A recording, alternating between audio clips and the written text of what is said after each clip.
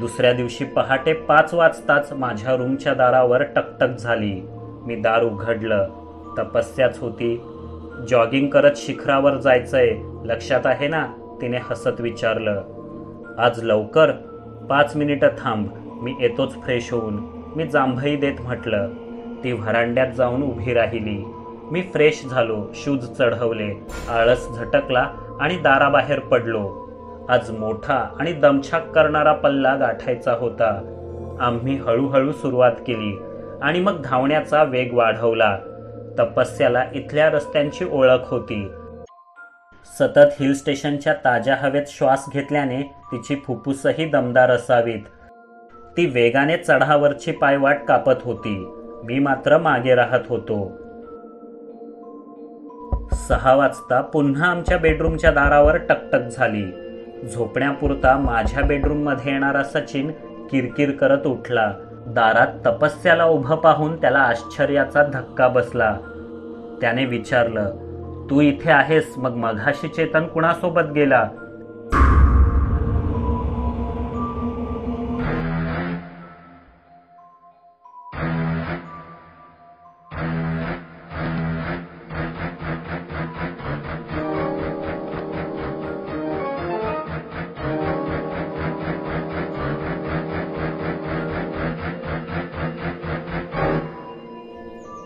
त्या दिवशी टेकडीची चढण असतानाही तपस्याच्या धावण्याचा वेग भलताच अधिक होता.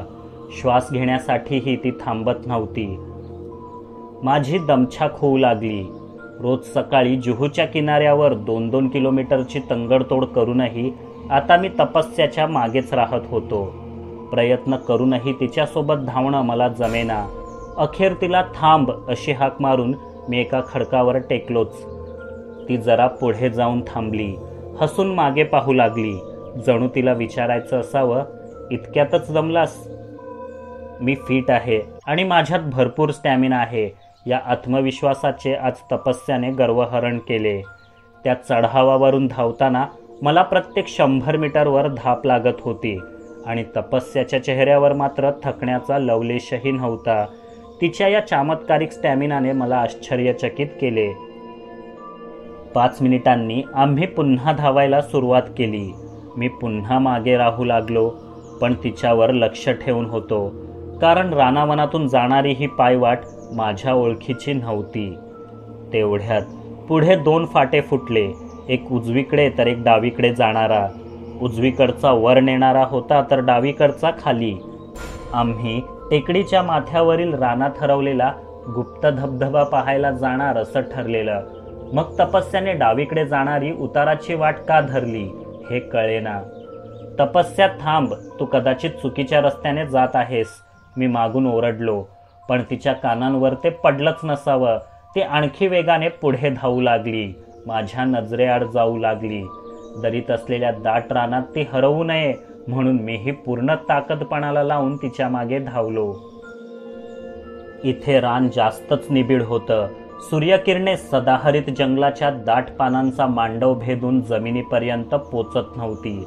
त्यामुळेच की काय, दिवसाही रात्रीचा आभास होऊन रातकिडे अविरत किरकिरत होते.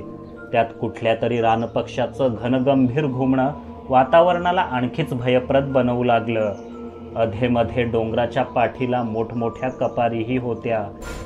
त्यात साचून राहिलेल्या अंधारात एखादा हिंस्त्रक वन्य पशु दबा धरून बसला असेल तर? पश्चिम घाटात वाघ बिबट्यांना तोटा नाही. गवेरेडे आणि काळं अस्वलही काही कमी भयंकर नसतात.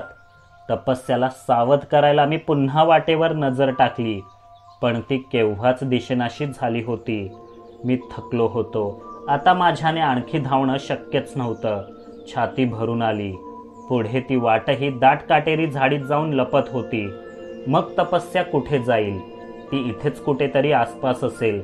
मी तिला मोठमोठ्याने हाका मारायला सुरुवात केली, पण काहीच प्रतिसाद मिळाला नाही. म्हणजे शेवटी ती हरवलीच की मीच हरवलोय? आज तपस्या अशी विचित्र का वागत होती हे कळेना. पुढे वाट नाही हे कळल्यावर कदाचित ती आसपासच्या रानात शिरली असेल, वाट काढत असेल असा विचार करून मीही रानात शिरलो. हाका मारू लागलो, पण प्रतिसाद येईना. वाटेवरतीच्या पाऊलखुणा शोधू लागलो, पण त्याही गवसेनात. आणि तपस्याला शोधत पुढे पुढे जात असतानाच एकदम कशाला तरी आदळलो. नाक दुखावलं, पण समोर तर काहीच नव्हतं. मी आश्चर्याने हात पुढे केला.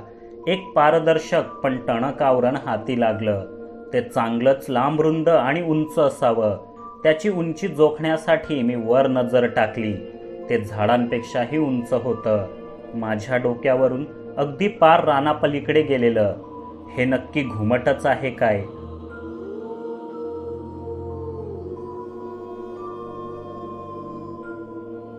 मी गोंधळात असतानाच रानभर एक हिंस्त्र कोल्हे कोई निनादली.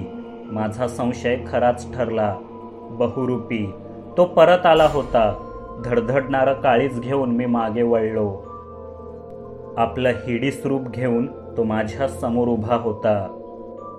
क्रिकिदुम, माझ्या वंशजा, कसा आहेस? तो क्रूर हास्य करत म्हणाला. आतापर्यंत तरी बरा होतो, पण तू आम्हाला तुझ्या ग्रहावर परतण्याचं दिलेलं वचन मोडलंस हे पाहून नाराज झालोय. मी म्हटलं, वचने मोडण्यासाठीच असतात माझ्या बाळा, पण मी वचन मोडलेलं नाही.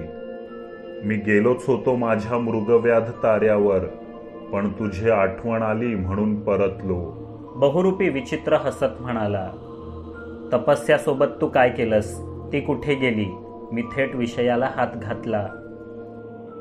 ती सुरक्षित आहे आणि सुरक्षितच राहावी असं वाटत असेल तर तुला माझ्या एका प्रश्नाचं उत्तर द्यावं लागेल. बहुरूप्याने अट घातली. हे काय, तू पुन्हा नवीन खेळ मांडलास? पहिला पराभव अजून पचलेला दिसत नाही. तू आम्हाला त्रास न देता कायमचं सोडून जाण्याचं वचन दिलं होतंस. हा रडीचा डाव झाला. याक्षिकही असे वागू लागले तर माणसात आणि त्यांच्यात फरकच काय राहिला? मी बेधडक विचारलं. उत्तर देणार आहेस की नाही? तो रागावला. त्याच्या आवाजात अचानक लाखो विजांचा कडकडाट निनादला. घुमटात वावटळ उठली. बहुरूप्याने मायावी शक्ती दाखवायला सुरुवात केली. मी म्हटलं, ठीक आहे, एकच प्रश्न आणि एकच उत्तर. मी जिंकलो तर तू तपस्याला सुखरूप परत करशील आणि आम्हाला सुरक्षितपणे आमच्या वाटेने जाऊ देशील. तू जिंकलास तर? मी जिंकलो तर काय करायचं हे मी ठरवेन. तू काळजी करू नकोस. बहुरूपी उग्र स्वरात म्हणाला. खरं तर हेच त्याचं खरं रूप होतं. आधीचं बाळा वगैरे म्हणून हसणं हा तर सगळा ढोंगीपणा. उगाच नाही याला बहुरूपी म्हणत. बहुरूपी गरजला. तयार आहेस ना? मग या कोड्याचं उत्तर सांग. समोरासमोर उभे दोन, माहीत नाही आहेत कोण. अशी खुळचट कोडी घालण्यासाठी हा मायावी बहुरूपी कितीतरी प्रकाश वर्षे दूर असलेल्या मृगव्याध ताऱ्यावरून इथवर आला. फक्त एवढ्याचसाठी त्याने तपस्याचं अपहरण केलं. हा घुमट तयार केला, नवा डाव मांडला, केवळ या एका फालतू प्रश्नासाठी. मृगव्याध ताऱ्यावर मेंटल हॉस्पिटल्स नाहीत काय? बहुरूप्याने आधी तिथे जायला हवं होतं. आरशातील प्रतिकृती, असं माझं उत्तर अगदी ओठांवरच होतं. पण इतकं सोपं उत्तर नक्की त्याला अपेक्षित असेल काय? मुळात तो खरा बहुरूपी आहे काय? अपघाताने पृथ्वीतलावर आलेला, माणसांच्या दुटप्पी वागण्याला कंटाळलेला, मृगव्याध ताऱ्यावर परतण्यासाठी आसुसलेला, आमच्याकडून पराभूत झालेला आणि पुन्हा कधीही पृथ्वीवर न परतण्याचं वचन देऊन कायमचा निघून गेलेला मायावी याक्षिक इतका सहज प्रश्न विचारण्यासाठी परत कसा येऊ शकतो? हा बहुरूपी नाहीच. माझी खात्री पटली. त्याच्या प्रश्नातच माझं उत्तर होतं. हा बहुरूपी नाही तर बहुरूप्याचं सोंग घेतलेला कुणीतरी इतरच होता. कदाचित कॅप्टन रुदरफोर्डचा अतृप्त आत्माच. त्या रुदरफोर्डला कितीतरी मायावी शक्ती अवगत होत्या. म्हणूनच तर मृत्यूपश्चातही हिलव्ह्यू मॅन्शनमध्ये त्याची दहशत कायम आहे. आम्ही ती अपवित्र वास्तू पवित्र करून त्याचे दहशतीचे साम्राज्य उद्ध्वस्त करू नये म्हणूनच त्याने माझ्यासोबत हा डाव मांडला असेल. मी हरलो असतो तर शिक्षेदाखल त्याने मला प्राणदंडाची शिक्षा दिली असती, नाहीतर इथून माघारी जाण्याचा आदेश दिला असता. पण रुदरफोर्डला एवढं करण्याची तरी काय गरज? आपली सैतानी ताकद घेऊन त्याने थेटच माझ्यावर हल्ला केला असता तर मी कुठे वाचलो असतो.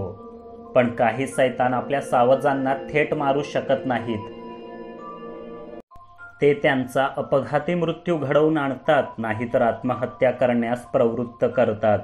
मॅन्शनमधील बरेचसे बळी अशाच प्रकारचे होते. समोरासमोर उभे दोन माहीत नाही आहेत कोण. हे कोडं नसून जाळं आहे. तू माझ्यासाठी फेकलेलं. पहाटे मी जिच्यासोबत धावायला म्हणून बाहेर पडलो ती तपस्या नव्हतीच, तो तू होतास. तू मायावी आहेस पण याक्षिक नाहीस.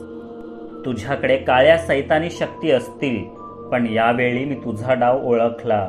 आम्ही माघार घेणार नाही. हिलव्यूची भुताटकी संपणारच. असे म्हणून मी तिथेच पद्मासनात बसलो आणि मोठ्याने भगवद्गीतेचे पठण सुरू केले.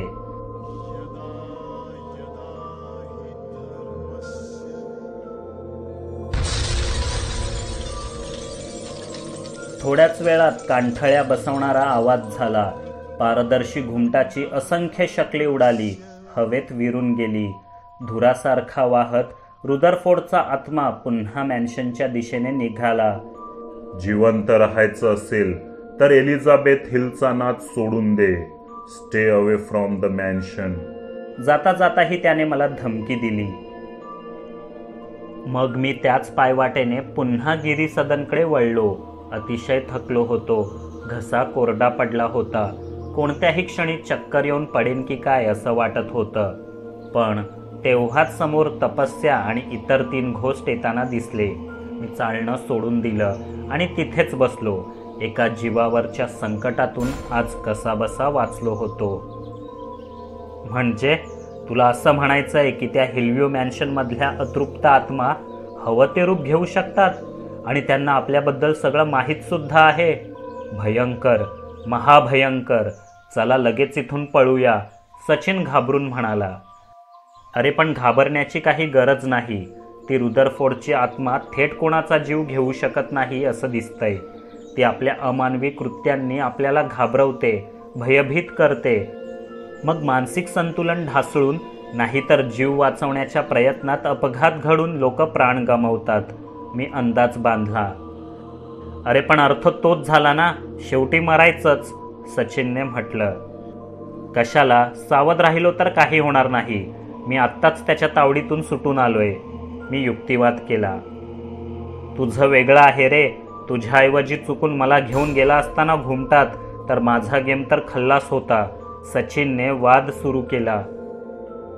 कंटाळा येतो म्हणून जोराची लागलेली असतानाही तू बेडवरून उठून बाथरूमला जात नाहीस सकाळपर्यंत. तू कशाला पहाटे रानात जाशील, घुमटात अडकशील आणि कॅप्टनच्या तावडीत सापडशील? विशालने वादात उडी घेतली. मी काय म्हणते, असं रानात उभं राहून चर्चा करण्यापेक्षा आपण रिसॉर्टवर जाऊया आणि शांतपणे मार्ग काढूयात. काय? तपस्याने मध्यस्थी केली. हो, बरोबर म्हणतेस तू. नाहीतरी सचिनची ब्रेकफास्टची वेळ झालीच आहे. 8-9 प्लेट उपमा खाऊनच शांत होईल आता हा भस्मासूर, किरण म्हणाला. मी तुझ्यासमोरचं ताट ओढून गिळलं होतं काय रे टेण्या? मला का भस्मासूर बोलतोस? सचिन भडकला. ती वादावादी मग बराच वेळ चालली. भांडत भांडतच आम्ही रिसॉर्टवर पोचलो. तोपर्यंत भांडणाचा मूळ मुद्दा काय होता हेच लक्षात नसल्यामुळे भांडण थांबलं.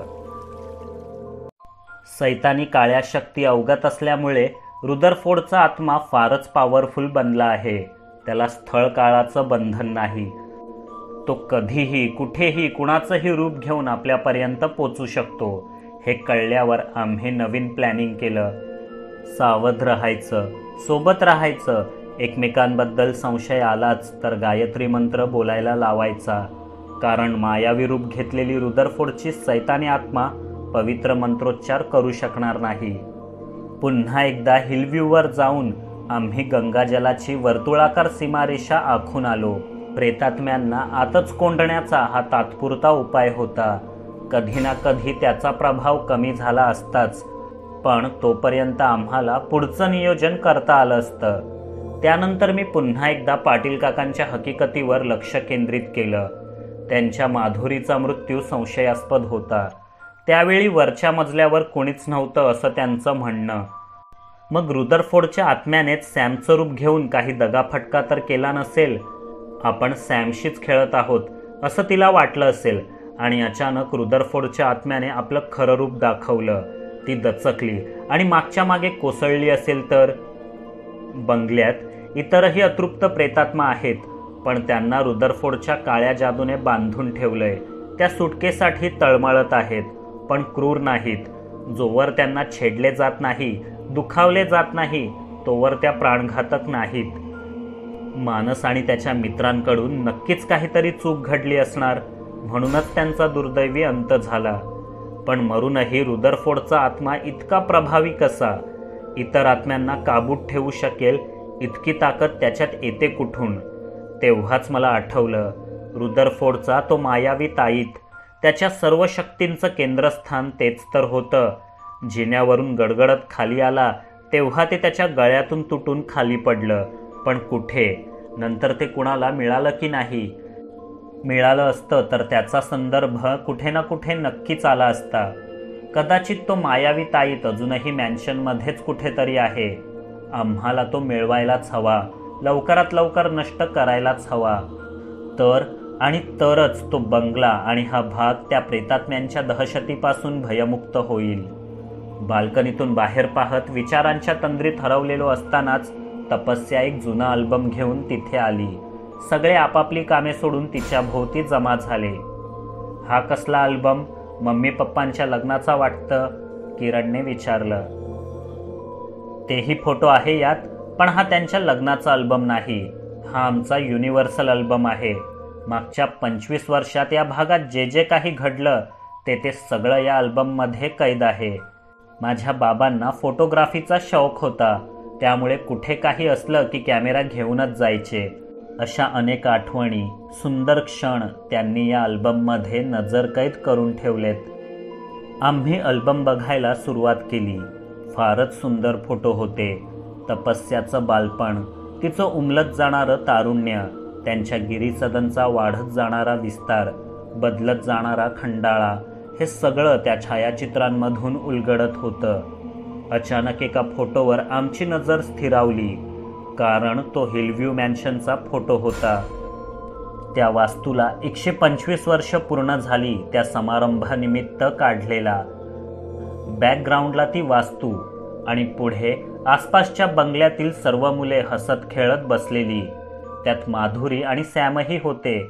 तपस्याने त्यांच्यावर बोट ठेवले. आम्ही तो फोटो उत्सुकतेने पाहू लागलो. आणि तेव्हाच एक भयंकर दृश्य दिसलं. एवढा मोठा कार्यक्रम सुरू असतानाही बंगल्याच्या वरच्या मजल्यावरील एका खिडकीतून एक पाशवी आकृती डोकावत होती. मी भिंग मागवलं आणि त्या फोटोचं नीट निरीक्षण केलं आणि आणखी एक धक्का बसला. सॅमच्या गळ्यात तोच उलट्या क्रॉसचा मायावी ताईत होता. म्हणजे तो सॅमला सापडला होता. तर सॅम मनोरुग्ण नसून रुदरफोर्डच्या आत्म्याच्या प्रभावाखाली असणार. पारशी दाम्पत्याने त्याला शिमल्याच्या मनोरुग्णालयात हलवलं ते बरंच केलं. नाहीतर पछाडलेल्या सॅमने त्या मॅन्शनमध्ये आणखी रक्तपात घडवून आणला असता. अचानक मला काहीतरी सुचलं आणि मी तपस्याकडे सॅमच्या अमेरिकेत राहणाऱ्या बहिणीचा नंबर मागितला. माझ्याकडे नाही, पण बाबांकडे नक्की असेल. मी घेऊन येते लगेच, तपस्या म्हणाली आणि धावतच रूम बाहेर गेली. काय कळलंय तुला? लवकर सांग, विशाल म्हणाला. थोडं थांबा, लगेच कळेल, मी म्हटलं. 5 मिनिटात तपस्या नंबर घेऊन परतली. मी तिलाच कॉल करायला लावून सॅम सध्या शिमल्याच्या कुठल्या इस्पितळात आहे याची चौकशी करायला सांगितलं. तपस्याने फोन लावला, ओळख सांगितली. मग अगदी सराईतपणे इथली तिथली चौकशी करून सॅमविषयी विचारलं. उत्तर मिळालं ते असं. खरं सांगू का, सॅम 25 वर्षांआधीच डेड झालाय. त्याने मेंटल हॉस्पिटलमधून पळण्याचा ट्राय केला. सिक्युरिटी त्याच्या मागे लागली तेव्हा त्याने क्लिफवरून खाली नदीत उडी घेतली. He must be dead, I am sure, कारण खूप जास्त हाईटवरून जंप केला होता त्याने. पण माझ्या मॉम डॅडला ते पटला नाही. तो अजून बी जिवंतच आहे असं वाटून त्यांनी कुणाला नाही सांगितला. त्याची वाट बघत राहिला. या दुःखामंदीच ते गेले. सॅम गेला त्यानंतर बराबर 1 महिन्यातच त्यांचा बी डेथ झाला. मग मी तरी काय करणार तिकडे येऊन, म्हणून आम्ही तो मॅन्शन आध्या किमतीला इकून टाकला. रोझीने पूर्ण हकीकत सांगितली. एक शेवटचा प्रश्न विचार त्यांना तपस्या, सॅमची डेड बॉडी कधी कुणाला सापडली का? मी हळूच म्हटलं. तपस्याने तोही प्रश्न विचारला आणि माझ्या अपेक्षेप्रमाणे त्या प्रश्नाचं उत्तर नाही असंच मिळालं. तपस्याने थँक्यू म्हणून फोन ठेवला. सगळं चित्र अगदी स्पष्ट झालं होतं. मला नक्की काय कळलंय हे समजून घ्यायला सगळे आतुर दिसले. कुणाचा व्यत्यय नको आणि कुणाला कळायलाही नको, म्हणून मी दार आतून लावून घेतलं. मग सर्व घटनाक्रम नीट उलगडून दाखवायला सुरुवात केली. कॅप्टन रुदरफोर्डच्या आग्रहाखातर 19व्या शतकाच्या उत्तरार्धात एलिझाबेथ हिल हाऊस बांधण्यात आलं.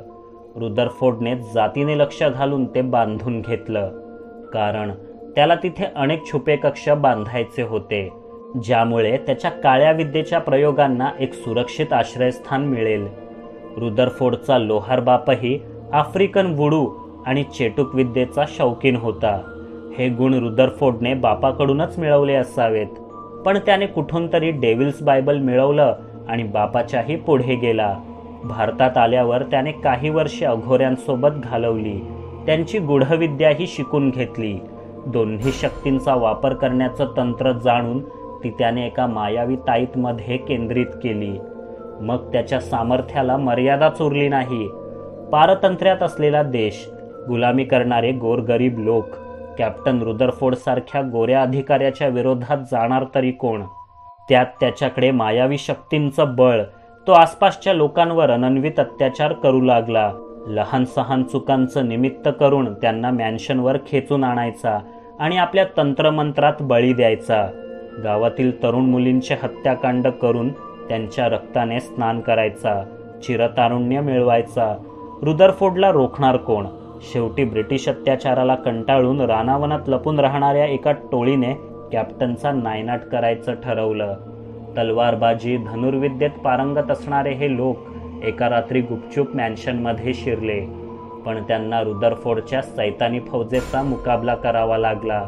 प्रेतात्म्यांना तलवारीने कापता येत नाही की बाणाने छेदता येत नाही. मग युद्ध जिंकणार तरी कसं? त्यांचा पराभव झाला. 20-25 जणांची पूर्णच्या पूर्ण टोळी मारली गेली. रुदरफोर्डने त्यांना तळघरातच दफन केलं, कुठलेही अंतिम संस्कार न करता. सुडासाठी आतुर त्या टोळीचा प्रेतात्माही रुदरफोर्डने मॅन्शनमध्येच कैद करून ठेवला.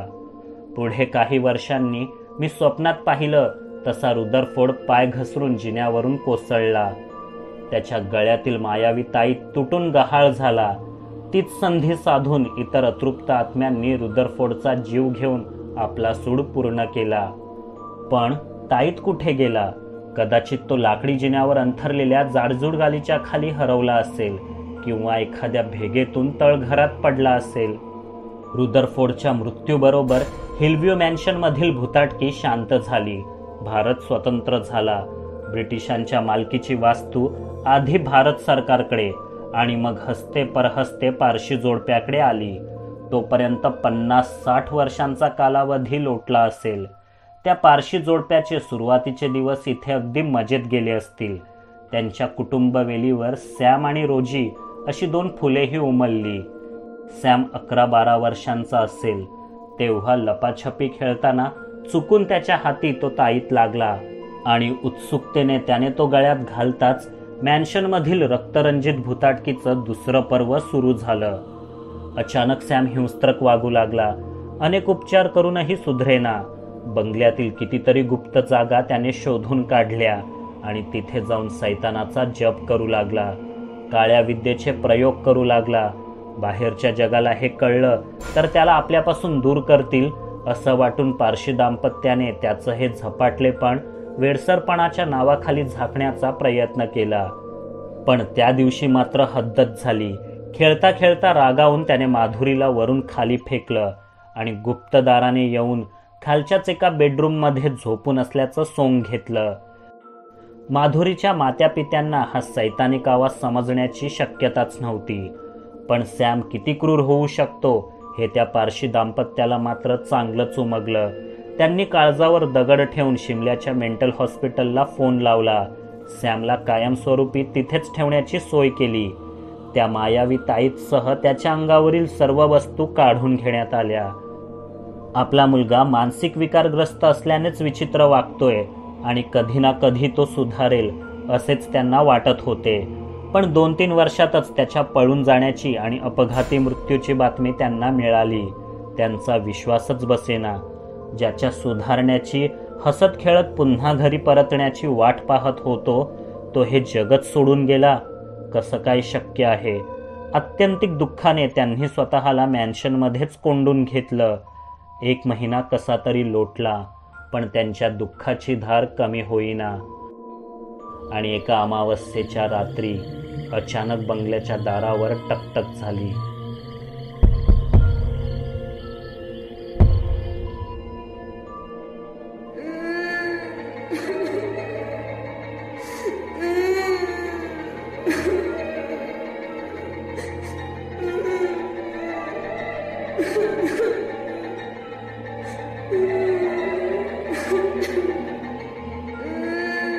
Mm-hmm.